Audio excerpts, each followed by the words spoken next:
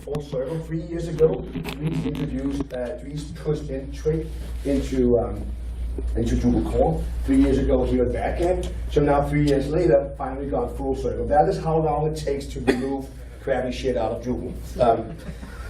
Instead of theme functions, we're going to have template files. I'm just going to say it right now, you're going to hate me for pushing for this shit for so many years, because you're going to have 150 templates in your themes. That is how it is right now. And the reason for that is we converted every theme function over to a template. So that's just how it's going to be. Because the overall architectural idea we had was the templates need to be in control of markup and CSS. That's the two things they need to be in control of, nothing else. And whatever a module does, it just needs to send that shit directly to the template and then let the theme take care of that. Complete separation of that stuff. In that way, we do not end up with these strange, where's my class now? Is it a module? Is it in the pre-process? Is it in the post-process? No, just make that simple. So, here's my first exercise you all need to do now. We need to unlearn PHPtemplate. Are you ready for this? Okay, close your eyes. Close your eyes and think about all the good things you have done in a PHPtemplate file. All the same choices you took there. Remember those? Each one of them. Now open your eyes again. Welcome to Twig. The reason this is important to unlearn all this is we did so many dumb things in Drupal 7, and we will carry them on to Drupal 8. Put it in the pre-process, that's what I'm used to. Nope. And we just need to start that thing over. So, and Twig, for those who don't know, it's a modern template language, yada yada yada yada yada. It's pretty not interesting. The thing is, it's really easy to write. The first line up here is a variable. This is how you comment stuff out, and all of this, the percentage size, that's kind of functionality. That's the only thing you need to know. You now understand and know Twig. This, by the way, this is how Drupal 7 did stuff. And the und up here, that is when the language is undefined. The 0 is always the first element of it. So finding data in Drupal 7 was to say it at least, a pain in the fucking ass. In Drupal 8, we're trying to do it with dots in between. And we do have this issue because hashtags and comments. So sometimes we need to do this. It is not fully always documented when you can really do this. We're working on that, and we are on RC2 right now, so we also need help with that. But this is the basic idea how you get into a variable. And when you have a variable, you can pipe that variable. When you pipe a variable in some way, you can add functionality to it. You can do something awesome with it. So if this make me pretty function, which I don't know, makes it pretty, you can do that. Then you can pass on, variables to that, and then you're going to work with it. A thing like that would be, do an uppercase. By the way, this is not right. It's not uppercase. It's just upper. It's a little bit of a mistake. So, but this would actually take my name as the variable, username, and then just make it into uppercase. And these are little functions we have all along. So, idea if you have a variable, you can pipe that, and then you can do something with it. Kind of a core principle. Translation has been changed a little bit. You can pipe it with a T, which just would make that translatable, or you can wrap a whole bunch of variables and hard-coded data in, and that will also be wrapped into one piece of translatable content. The thing though, if you have it by user and date up here, don't try to do pipes on this thing here, because that will actually break. I learned that yesterday when I was testing it. Another thing is these control things, you can go in and test on, okay, do I have this data? So if this user is Morten, well, he really likes Drupal 8. If it's not Morten, he is not something. No. That is kind of the way we work with this. This is plain English. Another thing we can do, which is really sweet, is create variables inside of our template. And the reason for that, we're going to come to a little bit later, when we're going to have fun with the classes. So what you can do is you can set the variable foo, give the value bar, and then you can print that out. And that's how this works. This thing you're going to use all over all of your templates and when you begin to create our classes, all depending, of course, how you want to create your classes. So the biggest thing we changed, and the thing I've always been asked for about 5 times, is all the new base themes. First of all, how many here use base themes? Good, so you're not afraid of base themes. Because normally I would be I don't need a stinking base theme because I want to change everything myself. Well, Drupal 8 has just changed a lot because now everything is a template, so we have all these templates available. When we come into Drupal 8, we're going to have, there's actually 5 themes available that you can use. You should only use 2 of them. So how Drupal does it is like you have Drupal core. This is Drupal 7. Drupal core just pushed everything out. HTML, CSS, and classes. That came out to you, you can then try to modify it. What we're doing now is that all of this stuff that used to come out in Drupal 7, we pipe that shit through Classy, and then Classy creates the rest of it. That means that now we have separated core and the classes and markup, and the classes, all the classes now created inside of Classy. So if you want to work with a kind of default Drupal markup, as we had in Drupal 7, you're going to use Classy. If you don't want to use that, you use the new theme called Stable. And how this works is that you have Stable, we have Classy, and then we have two other themes here. Oops, that went fast. Let's try this again. So these are the 4 themes that are interesting for us to work with. Stable up here is pretty much, actually the markup that comes out of core right now by RC1 is copied directly over to Stable. So if you build a base theme, you build your theme, and you rely on one of these 2 base themes, you will rely on Stable. So when we figured out we did something dumb over in Drupal core, we can now still work on Drupal core without with us breaking anything in your theme. Or when you work in Classy, which is the same thing, these are frozen, they will not change, so you can now work on them. That means both the 7 and Bardic is also relying on Classy. On 7 and Bardic, there's a very big change from how we did in Drupal 7. It used to be a theme. Did it die?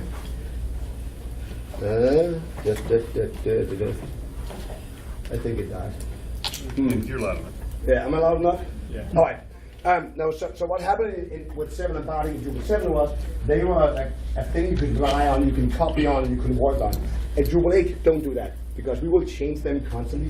It will be themes that will be worked on inside of core. So when we figure out, oh, the new responsive comes out, or whatever we want to do with 7, we want to make the administration theme better, we can actually do that. If you design, you want to build a new theme that is an administration theme, clone 7, put that into your own pipeline, and then work on it directly. Don't rely on what we're going to do, because it's going to change all the time. The same thing with Bardic. Bardic is just an example theme, but that will also change as we go along. So they're kind of part of the internal part of Drupal 8.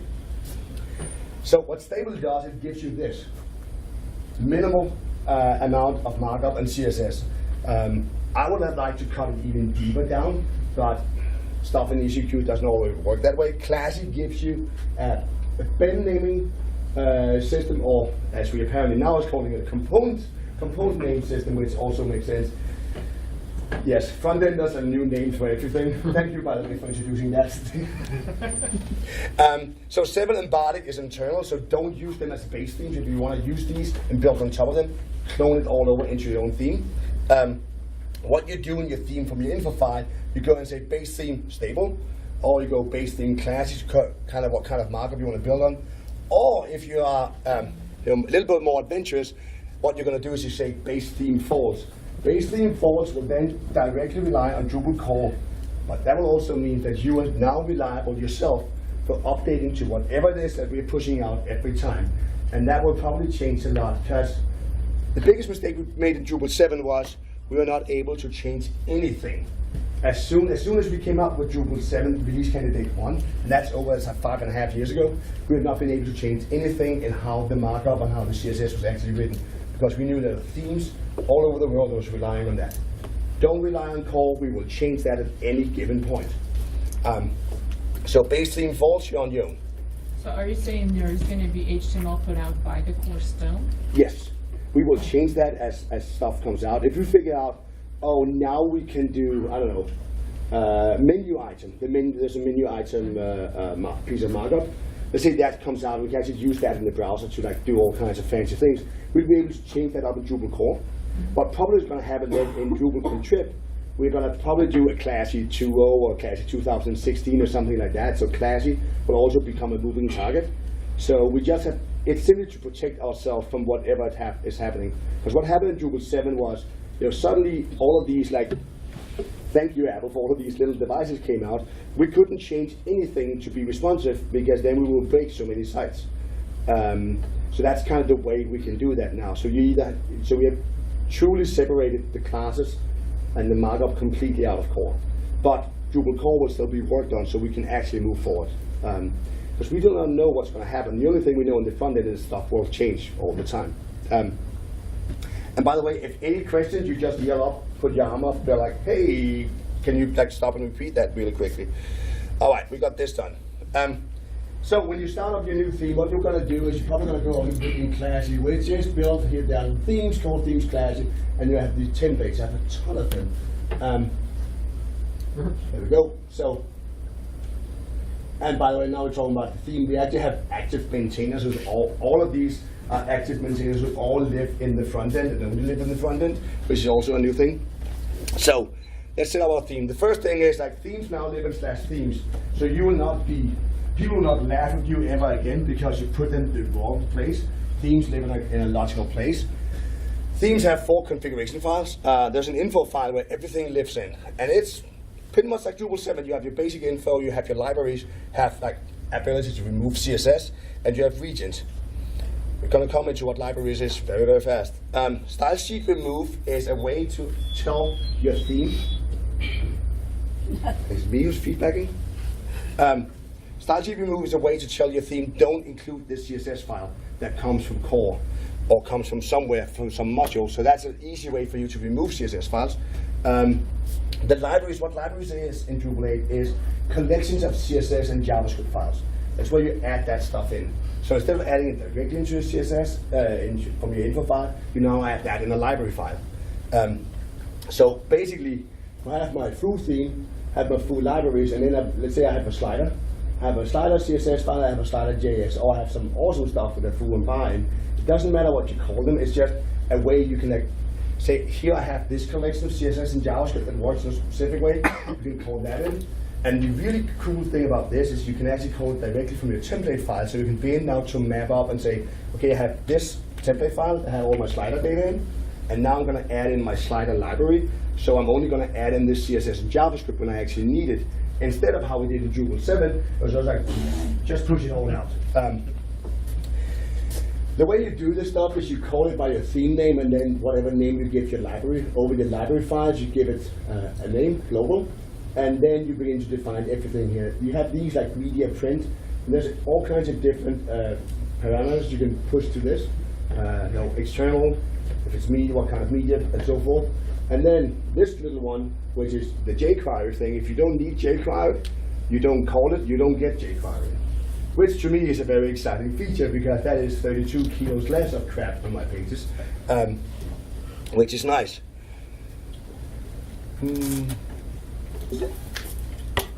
All right, another thing we can do right now, which is very, very new, is also replace these elements in a library. So up here, what I can do is actually I can replace an entire library with my own library. So if I figure out Drupal course doing, or a module is doing something, I can replace that. The same thing I can do. I can also begin to replace like singular assets. So if there's a layout, I can replace that and work with that. You can remove them completely, or say, hey, if you don't want to use Modernizer because you're going to load in your own, you just call /Modernizer false, done. So you can, again, what we used to do in the pre-process, call all of these things and finding and grabbing it, and then removing it by doing unsets of the variables. We can now do that directly inside of our YAML files instead. And that's one of the design things we put in. We really don't want to have front-enders or themers or the themes to have to do all this coding stuff. It should be those simple logical operations. CSS is organized by SMAX. Do you know what SMAX is? Who doesn't know it? Good, okay, SMAX is a pretty awesome way of documenting your CSS. Smax.com, the idea is you have a base, you have a layout, you have components, you have states, and you have themes. It's a way of organizing your CSS files. We decided many years ago that was documented, so we're going to put that into Drupal core, so that's now inside of Drupal core. At least it's the standard, which we didn't have. There's a link for it, very last. There's a book he wrote on Smax and how it works. Breakpoints is another thing we have now in our theme. So your theme can define image sizes for breakpoints.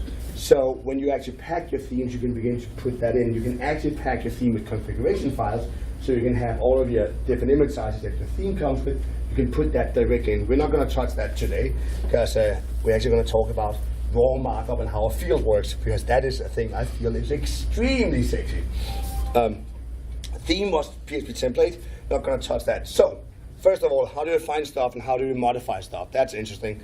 And the first thing you want to do in your settings, you're going to go and you're going to fix your settings files. So this is just for reference. The idea here is that you want to have as much data that comes out. So when you come home, you're going to get the link to these slides. You can actually just do this, and you're going to have it to work. I also recorded a little video of it. It's like a 2-minute video where I actually get my own setup running. Because else you're just going to have a big ass white page of death every time you do an error in your twig files. And twig is very unforgiving. If you put, it will not be a fun surprise. So do this. Download the Drupal module, install Drupal and get Josh on your machine as well. That will make your life so much easier. Disable the CSS cache. I know that sounds strange, but every time I installed a new site, I forgot about that. And I was then trying to figure out where stuff came from. I just had this like compressed CSS file. So theme debug is like the new hot thing we have going on. And if you go into your service file when you open up your new site for the first time, and you go in and ask that to go through, and you kill the cache, you're going to get the most amazing thing ever compared to how stuff was in Drupal 7. And what it does, it gives you all the information you need to figure out where the stuff actually comes from. And it's not hidden all kinds of places. It actually just placed one place, the place that we as front-enders live 95% of our life inside of the source. So what I've been doing here is this. Okay, let's see here. Okay, let's go ahead and take a quicker look. This is my theme suggestions that comes out. So as you can see here, has all of these nice variations of this node. Have a little X over here, and the X here tells me which template it's actually using. And these are the other suggestions for them. So let's say, okay, I actually want to have a variation of my node template to be the teaser. I'll just create a new file, node-teaser. I clear my cache, and now it's going to read that. So where's my file located at? Well, bam, right there. So we're even going to tell you where the template is actually located. So now when you're trying to figure out where does my stuff come from, you can actually find that. The next thing is the thing called Kint. So Kint is kind of like Drupal, but just for Drupal 8. And don't ask me why we're using Kint, because honestly, I do not understand anything of Drupal before it hits a template file. Before that, everything that happens, I have no idea. But what it does, it will like print out all the data that is inside of a given variable. So here, what I did was get a content Kint content, and it will then print out each single value. The thing I can use for that is, pretty soon I'm going to show you how I'm going to create a layout for a page and how we're going to separate stuff out. But this gives me like the access to it. So if I just want to print out my field image, I have the name up here. I know it's my content because I did that. Content.field image, that will now print out the data that comes out of field image. And then I can go into field image and see which template came out of here, and then I can begin to work with that. I think when you do the Kint the first time, you're going to get all this data out. So a way to get into this data, this is from content, is sandwich.cheese. So if you have just sandwich cheese, or sandwich this error thingy cheese, or is set, or get cheese, or is cheese, or call cheese, you can all access that the same way by going like sandwich.cheese.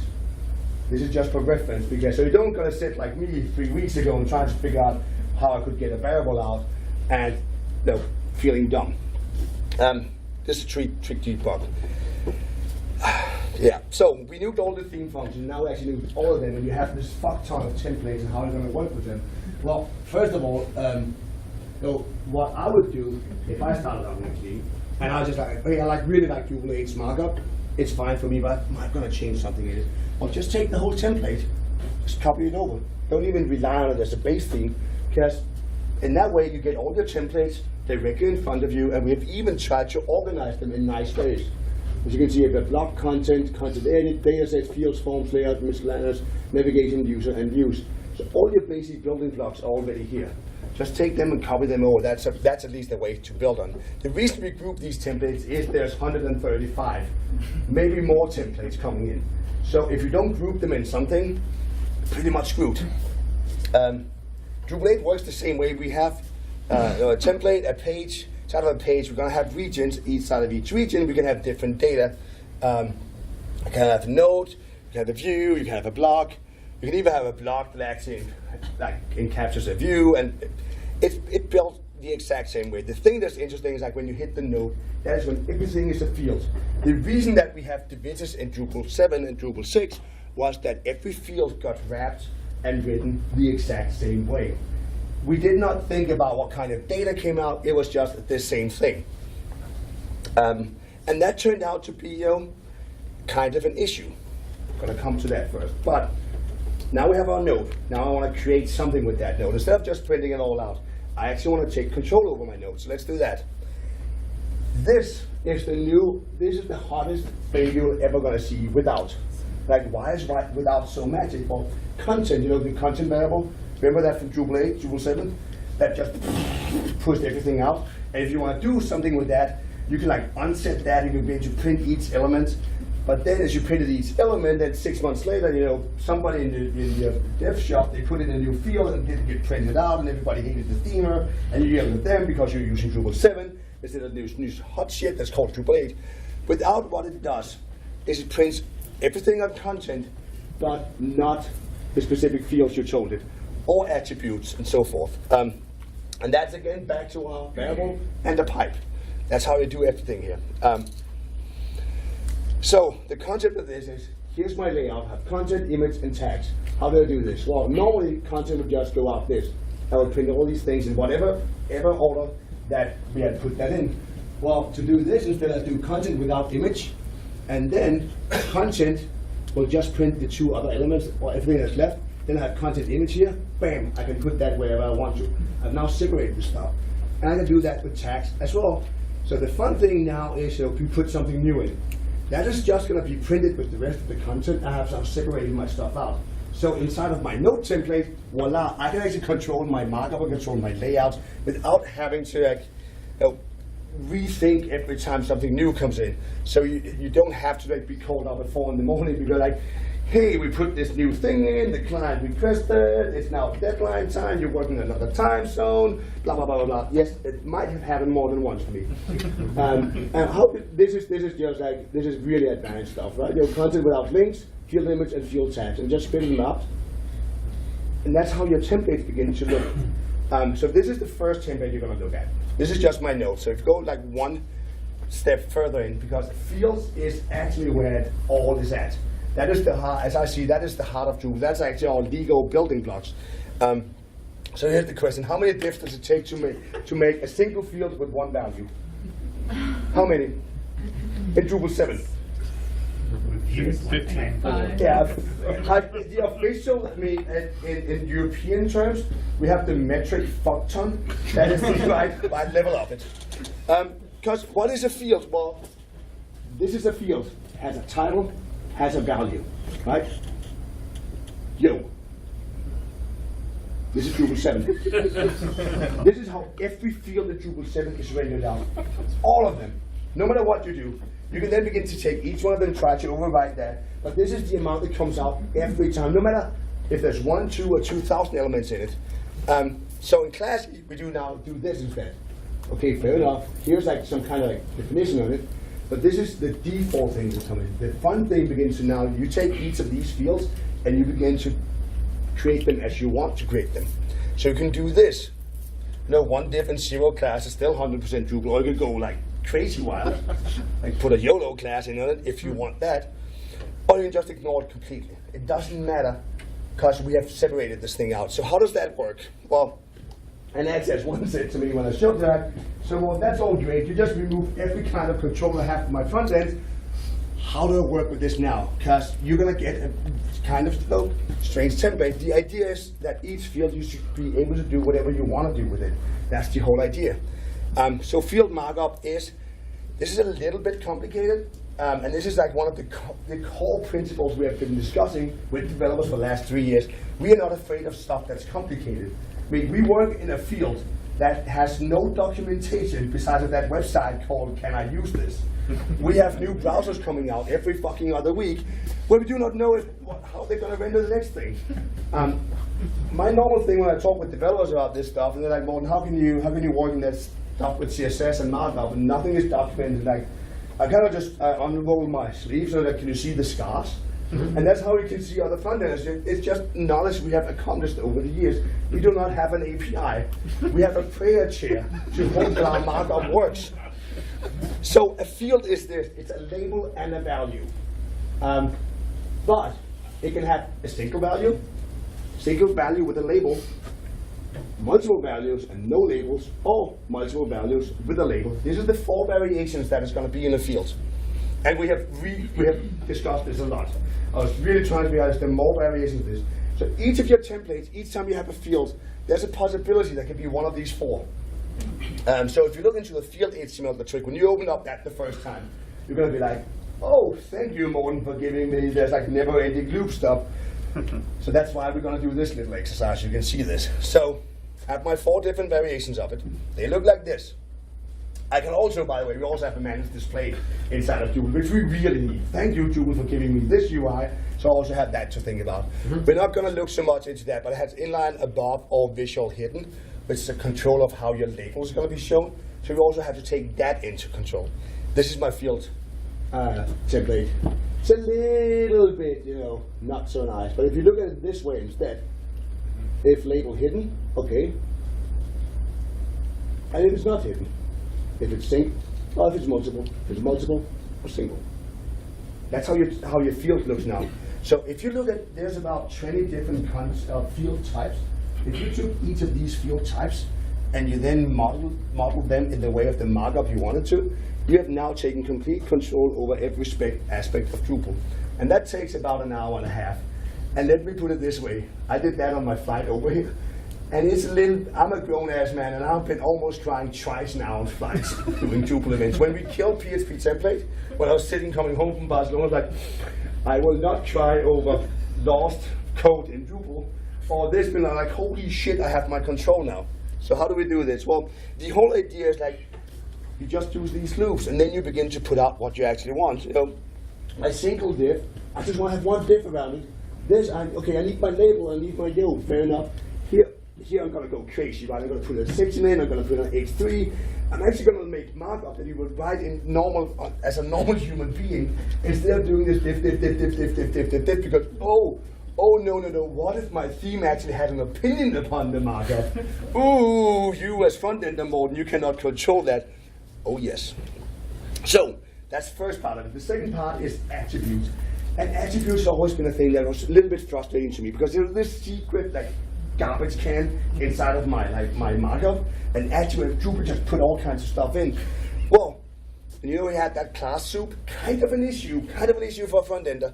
What you can do with attributes, we can model these attributes. Even better, we can actually create exactly the classes that we want, and we can define them on what Drupal does without breaking Drupal functionality. So you don't, like me with my mothership theme, kind of killed Vuse's Ajax callbacks for a year and a half. I'm sorry for that. So Drupal 7 did this. Bam! It just printed out one bunch of a full bar bash, all that crap. You can't use that. Preprocess, template file, maybe a theme function created that. We try to do that simple in Drupal 8. We have variables that get sent to a template. That stuff ends into classy, bam, and then we print it out. So all the variables, all the classes get created by these variables inside of my template instead of someplace hidden. So how do you add a class? Well, here what I do, can you remember that thing I talked about set very early on? So I do a set classes. You can call this whatever you want. You call it banana or whatever. Set class, I'm going to do a field and a field name. Then this pipe and clean class. Do a clean class, and every time you get data out of somewhere. Just as a good measurement, so you don't suddenly have like spaces or stuff you cannot use, because of course that will happen. Then down in attributes you have this, do this add class. Then you add the classes, and then, oh and behold, you get the field tags, which is this field names. Then you get that out. So now, every time you open up your template file, you're like, oh, what kind of classes do I need here? Well, my CSS architecture tells me this. Well, fair enough. Drupal, I do not need field something in this thing because I don't care about the machine name. This is machine names that Drupal puts out, and we don't need that. You can also do a remove class. Because let's say I'm working with this module called Bad Canadian. Any Canadians in the room? Oh shit. I'm sorry. Don't worry. Okay, so here's my Bad Canadian module, right? And it adds in the class Nickelback. What am I gonna do with that? Well, here's how it works. So Drupal core puts out classes that are essential for Drupal, like is visible. We do have some classes that are essential, or like a JS, something where Drupal needs that for some JavaScript stuff. These are coming out. Then we can have a module like this, what it does on the variable attributes, it do add class, and then you put in nickelback, puts that out. So that's how much stuff that comes out. And then come to my class here, my theme, that can also add stuff by add class and theme. Fair enough. Now I can do this, remove nickelback, bam. Or go even further and also that go remove nickelback and remove core. Now it's only my class here or my theme that decides that. So that means when I do this, we do this. So that's a way to kill nickelback out of your code. And that is actually how I felt how Drupal 7 did it for me. Drupal 6 and Drupal 5 and 4.7. It gave me these things that I could not use for anything. And being a metalhead and having nickelback, had it been for Joey, had been way better. Yes, I have bad taste. JS.prefix, JS prefix is important. Don't mess with that. And if you write anything in your module and stuff where you need JavaScript and you use a class for that, pretty please prefix it with JS. The reason you should prefix that with JS is because honestly we can't remember anything in 4 months. Correction, in 2 days you cannot remember what you used that class name for. Prefixing that with JS tells everybody in the whole world, don't touch this class. If you want to put any kind of like pretty stuff on it, create another class. Here's called JS_foo. Then you're going to have the foo class. So we know these two classes are related. This is something JavaScript will do, and this is where you put like your paint border or whatever you want to put on it. Clean class is another way to do that. So attributes, what you can do with the attributes, you can actually do all kinds of funny things. You can remove class, you can add class. You can also go in and set an attribute. So if I want to set in an ID on this element, because I need that, or a data object, or whatever you want to put in, you can do that directly from your theme. And then you actually get this out. So even though we started out by having like class nickelback on, yes, I'm being good with the Canadians. Am I the only one who knows Rush? Is that a kind of a joke that just goes, you have to be a music geek to, no. Damn it. I need to work on my jokes. Sorry for that. Anyways, so but set attribute, that will set any kind of attribute. Even if I build an image, I could also do that. I could put in the source attributes. So that's how you can actually model all these things. You got the picture? Good. All right, so let's get field and attributes to work with each other. Okay, casing in a 3. So we all remember this, hopefully, after we solve, and we remember this. Okay, this is not a good way to describe, if we only have one field template, not a good way to describe that. So what we can do instead is something like this. This is how we do that out of Drupal core. We have a field item, have a field label, we have fields, which is wrapping everything, field label, field items, and then this is so we can describe on a general level every field that comes out. This is how you can actually just, without having to touch any template file, can look at this. The reason for that is basically, we figured out that, well, I don't need that, but we also know that about 2/3 of every Drupal frontend, they kind of want to have something to start out with, instead of having to like figure everything out from the first day. And that is how everything is. This is how it's built out by default. Field label, field item. If you have multiple of them, then we have a wrap on that called field items. But as we saw before, you can merge them out any way you want. So let's just look at that. So you can actually see I'm not completely full of shit. So what I'm doing here is I'm looking at this, and I have a field item. I want to do something else with this. This is a demo I did in Barcelona, so we're going to have Catalan colors, also following Barcelona FCs. And here when I have multiple items, I want to do a UL with an LI in it. And I'm only using the template for this specific field. So if you want to be that specific in your theme, you can totally be that, and then also follow the theme suggestions. So what I'm doing here is basically just like cleaning each one out. And what I'm doing here, which you cannot see, is I'm cleaning out the classes. This is what happens sometimes when you crop your videos and you zoom in and out, and then you delete the original, and then you stand in front of 200 people in Barcelona and you begin to explain what happens, and you look at the screen and you figure out nobody can actually see what happens. But what I'm doing there is I'm removing the field class, and now, come on, going back to Chrome, I'm going to reload it, and there. I mean, and to me, this is like some of the sexiest shit I've ever seen in Drupal. I got so excited about that. And I normally have this reaction from people like, yeah, that makes sense. That's good, Morten. Oh, no, that's what it should be doing. Exactly. I would say, so this took me, when this patch came in, and it was was very strange. I used almost 2 years of traveling around and arguing with developers to try and figure out why was this so complicated. What I figured out was there was nobody who ever sat down and looked at the field template and said, how are we actually working with this? Nobody did that whole thing and said, well, I have a label, with or without a label, on multiple or not multiple. Nobody had done that. It was like, no, you want to have consistency, so you just need to get this pile of crap. So nobody had stopped up, and nobody was just taking responsibility for it. It just took a little bit of time. So, thing it's all about adding library to a template. So here's my magic field. And I now want to put color on magic field, but only when this field is loaded. So what I'm doing is, here I have my field magic, as my library is called, and it's calling it a CSS Barcelona file. And CSS Barcelona, I'm going to put in red and blue and yellow on my field. Here's my field template. Dun dun dun. Let me see here. And what I'm doing up there, you can see attached library, Barcelona field magic. What it's doing here, let me go in and reload my page. I'll just do a quick search for it. Voila. So now I have complete control over my markup on each goddamn field I can find. I can load in CSS files, the JavaScript files when I need that stuff and as I need it. So, but we can also make more fun with this. We can begin to add classes for it. So to make this like really advanced, I'm putting colors on so everybody can see what happens. And I have a first and a last color, and a color blue and a color red. First line up here, what I'm doing here is I'm doing a cycle. Cycle means all the values I put in here, it's just going to loop through them and just put them in. So if you need to do odd, even, and that kind of thing, you just do that with cycle. So now I get my red and blue. It's pretty simple. So if I want to do something on the first and last class, and yes, I know I can do this with CSS3, I'm perfectly aware of that. This is only for the example, because there's always some smart ass in the room who go like, well, you can do that with CSS. I'm like, thank you, my friend, I know that.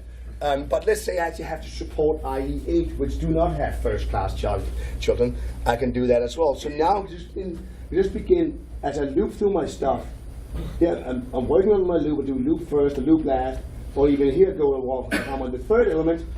Let's make that like big and blue. So a way to think about everything in Twig template is there's coming a data variable in.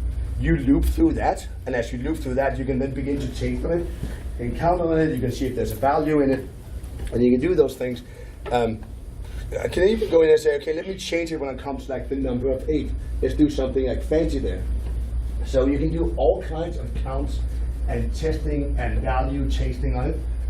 So always think in a way of like, here's my data, here I'm going to loop through it. As I loop through it, I can actually grab stuff out of it. So what I'm doing here is now it begins to be really fun. So besides of looping through my classes, what I'm also doing is say, if I'm on the 8th of these elements, do something completely different, change the markup, do whatever. If I'm not that, well then just print it out as it used to be. Let's see, I can't even remember what I did here. I think I killed everything. And yes, it looks a little bit complicated.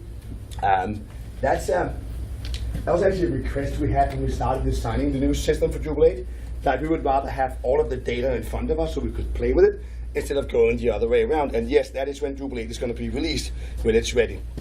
So in that way, if you think in this way, always think in a loop, always thinking, I can do these things. I have these little snippets I'm using always.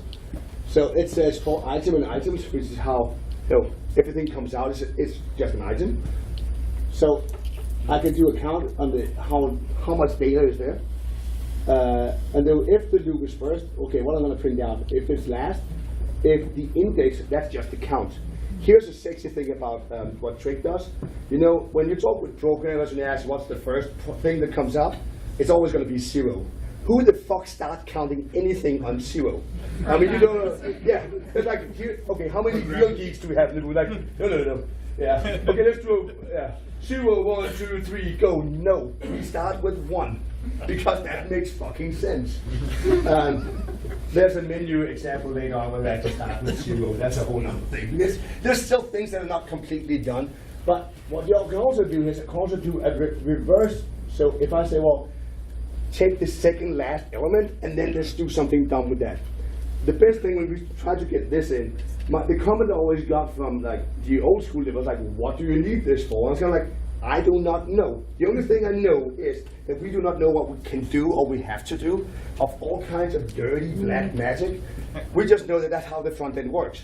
So we need to have this flexibility. And then you do like the else at the very end, and then gonna be like, if I do not hit into any of these things, then just print out like the boring thing. Else, put blink tags on it and do all that sexy stuff. CSS files in a template, good. Here's another thing we talked about actually this morning, the twig block, which in some ways is really useful for small things. In Drupal 8 and some of the templates, I think we have over-engineered it. If you look into a block and use this thing, a twig block is not a block. In Twig, they call it a block. If we had to call it just a block in Drupal, it would make it very complicated. So we call it a twig block. Because renaming blocks to something else would be the never-ending bike shit that I don't want to participate in. The idea behind a block is, here's my template. I'm gonna make sure that I can inject other shit into my template on certain given elements, and I'm gonna use the template suggestions for that. So in a nutshell, this is the idea behind it. Let's say I'm on my front page, and on my front page, I want to do one thing, but on my normal page, I want to do another thing.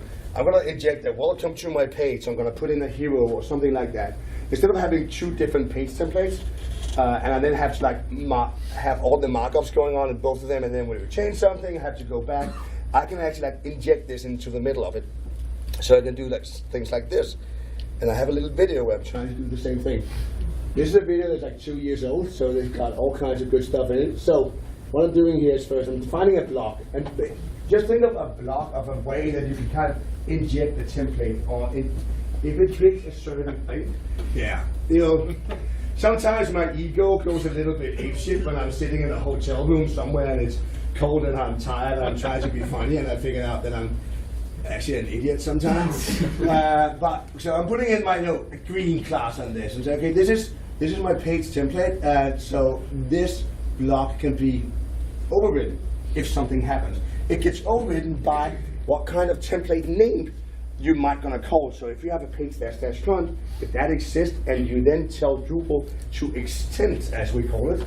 So when Drupal thinks, okay, I'm now gonna load my page --front because that exists in my templates, when it sees that and now gets the extend name on it, it's like, oh shit, I should not overwrite that. I actually call the original page template, and then I inject this in whatever place I have this block on. So let's see, here's my page twig. Oh, and I ran out of water. Great. So my page twig, and here's my page --front. I actually gonna just do this. This is like it's a year and a half ago. We had to write all of this stuff in, so actually have to define where it comes from. This syntax is way shorter for that. We have that nicely documented. What I'm doing then, see here. There we go. So now I'm on my front page, and now I go into a note. As you can see, stuff changes the color, and I can go back again for that. So this is just a way you can inject stuff into it. It's helpful if you can do that on all templates you want to do that. You can do it on a field. So if you have a single variation of a field, you just want to put all your stuff only in that field and then load other things in. I would suggest that you don't overdo this because it's really going to make your brain hurt later on. But if you have 5 different variations of a page template and you figure out, oh, wait a minute, I don't want to maintain all of this markup all over, then begin to split it up. We have it in some of the form fields, text area and stuff is in there, and it's also kind of we a lot of stuff we just inherit from Drupal 7 and we just try to make that work. We have it in blocks because that kind of made sense. But the idea is basically, you define your block over here, and then you extend on that page, and in my page --front, I then have the same name for it, and I can then put hero in or whatever I want to put in. You can even begin to load in specific blocks and stuff, but this is maybe where you should not begin to load too much logic into your theme, where you're going to burn yourself a little bit, because how are you going to then, if you have a site builder comes in a theme 6 months later, how he's going to control anything on it? I have 10 minutes left. Is this completely black magic, or do you have an idea where we're going with this? Are we kind of entertained? You want to see the most awesome shit we put in besides of killing divitis? Sure. Check this shit out. This is screenshots 2.0. So,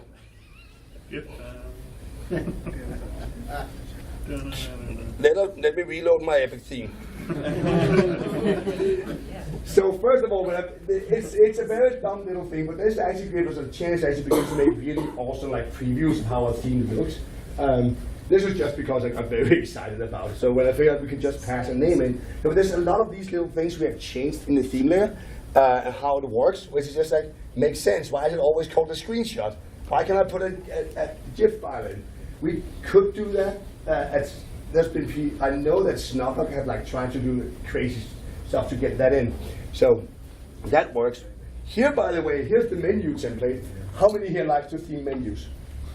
There's a couple of people who put their hands up, and that's only to be trolling. Because nobody likes to have 3 different templates and 5 different functions that all yells at each other, and then have pre-rendered out all of the links so you can do absolutely nothing with them. What we're doing in Drupal 8 instead is like, this is all of your menu. And what I'm doing here, I'm actually, as I said, not always we count from 0. I do not know why this is from 1. But you can then begin to like build your menu the way you want to. The link function here, you can actually also attach in classes, which I have a little snippet on. That's the menu. The pager is now this monolith of epic markup. PHPtemplate was another thing that was really a pain in the ass to work with. It is now one big template. It is huge, we know that. But the idea, again, it's better that we have it out in the template layer so we can find it, we can work with it. So we have class here, and we have 7, we have body, and we have stable. And by the way, the reason it became to be known as stable theme was that we were talking about Drupal 8 being the Wild West, or rather the front end is the Wild West. So Alex Pott, who was sitting in a meeting in Barcelona, he kind of was like, okay, how do we get this under control? And then the joke became we put all the horses in the stable.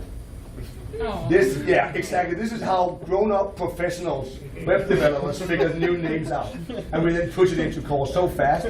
And by the way, the reason that, and I'm actually happy that other people are responsible for really bad names in Drupal, because the theme we have on Drupal.org, also known as Blue Cheese, is maybe my fault 7 years ago. I thought that was funny.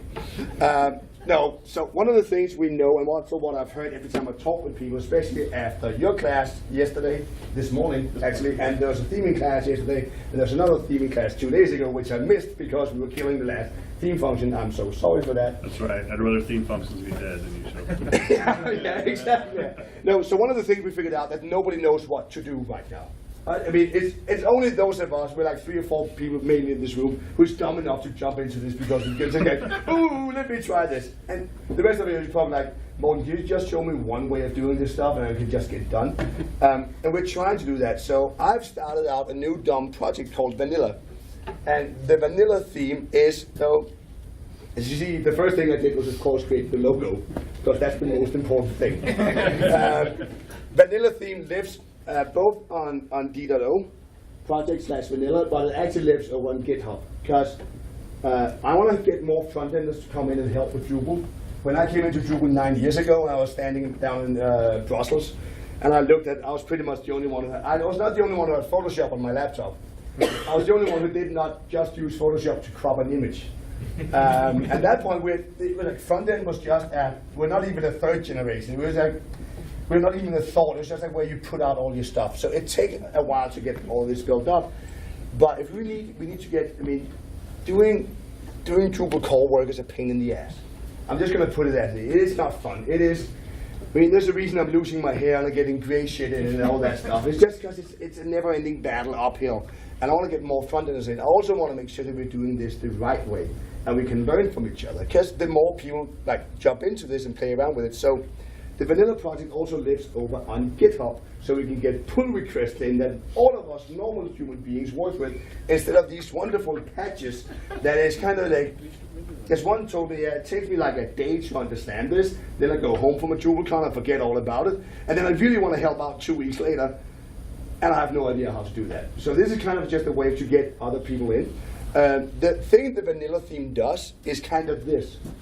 It's just a fuck ton of documentation inline in a ton of different templates and different ways of working around with it. And this is just my play area, because even that I've been so deep into this for like 3 years since we got twig in, which makes it almost 4 years ago since we began to discuss this, was also maybe 7 years ago where I began to like bitch and moan for real about this.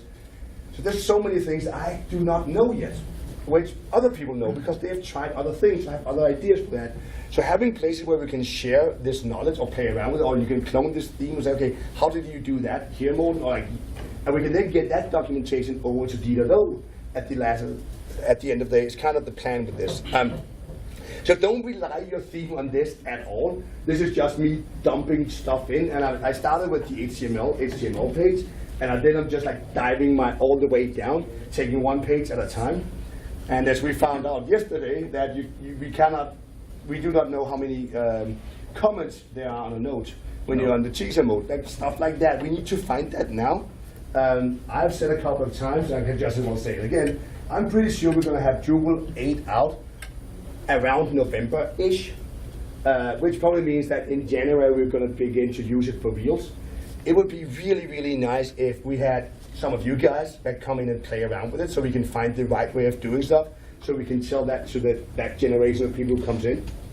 Because one of the things I've learned with Drupal 7 is stuff keeps on living. It just doesn't go away just because you finish the project. That shit will haunt you forever. I had my old CMS I wrote 15 years ago. 14 years ago. It still haunted me like 2.5 years ago. It takes so long time to kill some of this stuff. So if you can find the right way of doing these things from the get-go, so we don't create that never-ending amount of technical debt, that would be really, really, really sweet. So those of you who fall asleep, let me just run through this very, very quick. What we changed. We have also, by the way, killed support for IE 6, 7, and 8, which honestly, I'm like, we used to be like, yay! I'm kind of like, fuck it. We have control over the field template. So, I mean, exactly, it's like, oh yeah, hooray. I mean, HTML5 SAS CSS is now based on like proven documentation. We call it BIM right now, but SEM actually makes more sense because components instead of base and blah, blah, blah, blah. But basically, like modern elements, we separate JavaScript out. We pretty much have killed 90% of the markup. This number is, I don't know if it's correct, I just put something up there. I was actually at one point, I still have the idea that I want to build a Drupal 8 theme that follows Drupal 7's markup completely. But I cannot build that before we have themes need then to have dependencies on modules, so we can have bad judgment module on it. So we cannot build that before. jQuery, we can remove that if we want. Stable and classy is completely separates markup away from Drupal, so we can actually begin to do all these crazy things, and we can begin to port them in. Another idea which we're probably going to do is beginning to build both classy and stable, have that out in contrib, so we can begin to play with that and figure out, hey, there's no reason we have all these classes. This would be a better way of doing that, or we can like remodel it another way. 7 and Bardic is internal, it's a part of the Drupal product. They will change whenever we want to change them. The same thing with core markup will change. Last thing is that I can see, of course, none of my original twig army is here, but I am deeply grateful for these people. Because basically, if all of these people haven't been here, this would never have happened. Actually, Badcamp is a very, very important reason for this. And I'm just going to close off with how Dries runs shit, because the morning that Dries was giving the keynote 3 years ago here, we thought we were very close to getting twig into Drupal core. And it's like 7 o'clock in the morning, and I know I have a session at 9 or 10 that was called the Angry Theme. It was me yelling at everybody in the room for an hour, going complete bad shit about what was wrong with Drupal. We knew we were about to get twig in.